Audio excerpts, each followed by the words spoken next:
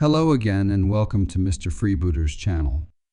Mr. Freebooter is currently drinking cocktails at a bar in Havana, and so he has asked me to be narrator again today. If you've ever wondered, the cocktail invented by the writer Ernest Hemingway is 2 shots of absinthe in a champagne glass, which is then topped up with iced champagne. Death in the afternoon, as it is called, should be sipped slowly. The channel is sponsored by the veteran British journalist and author Greg Palmer to promote his new book called Infinity. Stick around until the end to learn more. Anyway, let's talk about the fantastic, very dark comedy called Bad Sisters, which we can highly recommend.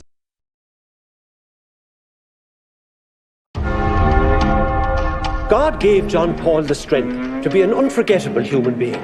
Let us give thanks for the joy he spread his whole life long. Everything bad that could have happened has happened. Except that. I don't want to hear the ins and outs of garroting someone. Why? Bad Sisters is a darkly funny tale of revenge and sisterhood. It's a 10-episode series that premiered on Apple TV Plus and is based on the Belgian series Clan.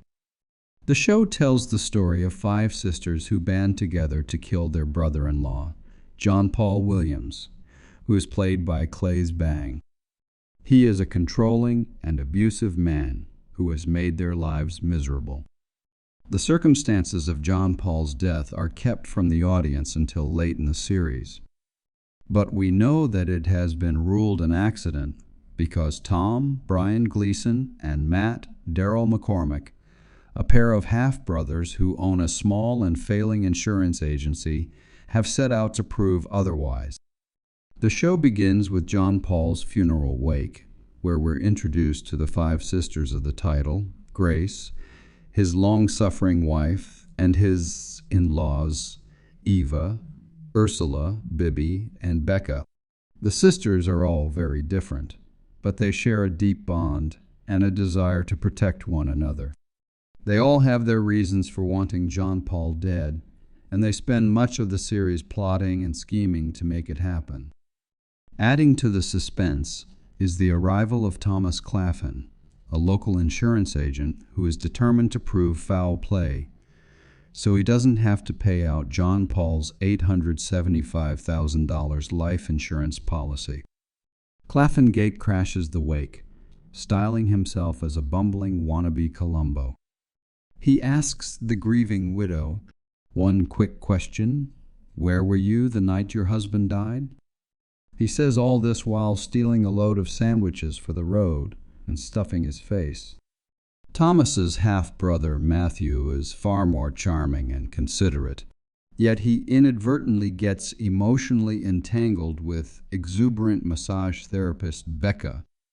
It's a relationship that will create problems for both of them. The investigation they carry out is remarkably effective. This is largely because no one gives much thought to talking with them. And the audience is always a step or two ahead in putting together the facts they're uncovering. Tom and Matt unwittingly guide us through the larger story, in which continual flashbacks illustrate John Paul's awfulness and the increasingly dire steps the sisters take in response. Each sister proves to have her own reason to want John Paul dead, which complicates the entire story. The most baroque of these subplots involves the loss of one of Bibi's eyes, which requires her to wear a pirate-like eye patch that's a neat visual joke in its own right. We keep wondering how on earth she ended up like that. The trickiness and delayed revelations mean that Bad Sisters is a forest of spoilers. And if you watch the beautiful intro to each episode very closely, you'll see the entire series of farcical murder attempts mapped out. But you'll only be able to grasp what the clues mean when it's far too late. It can perhaps safely be said that the sisters-in-law find themselves willing to contemplate murder, and that John Paul proves, through a series of misadventures that are grisly in nature and slapstick in form, to be comically indestructible, right up until he isn't. Beyond the smart construction and waspish dialogue, especially in the episodes 4 of 10, written or co-written by Horgan, Bad Sisters succeeds because the 5 lead actresses convince us that they're a family unit, sometimes for worse, but mostly for better. The characters are types. Strong and overprotective Eva, angry Bibi, flighty but sensible Becca. The performers make them distinctive and make us feel their fierce devotion to one another. The show is a dark comedy that adds something new and refreshing to the formula of the Big Little Lies scenario.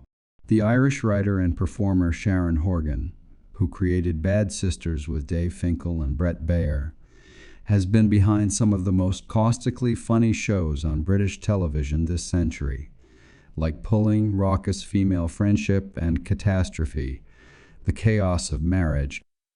Earlier this year, she branched out, recasting The Shining as a family sitcom in Shining Vale on the Starz streaming service. Shining Vale and Bad Sisters don't just send up the horror and avenging women thriller genres. They employ humor, strategically and affectionately, to give the genres new life. Bad Sisters is a wonderfully cathartic, perfectly paced, and hugely witty show that blends the atavistic and the fully contemporary. It's Claes Bang's magnetic incarnation of John Paul, also known as the Prick, and his total commitment to the vocation of misogynist monster that allows viewers to accept the premise. Who can blame the sisters for wanting to lance the seeping boil that is the Prick? Because in their shoes, you'd kill him too. Bad Sisters is a must-watch for fans of dark comedies and shows that explore the complexities of family relationships. The show is a testament to the power of sisterhood and the lengths that women will go to protect one another. We dare you not to binge watch it. Okay, that's a wrap. Don't forget to like and subscribe if you enjoyed the journey with us today. And talk to us about the series or anything you would like to see us cover by commenting below. The channel is sponsored by the journalist and author Greg Palmer.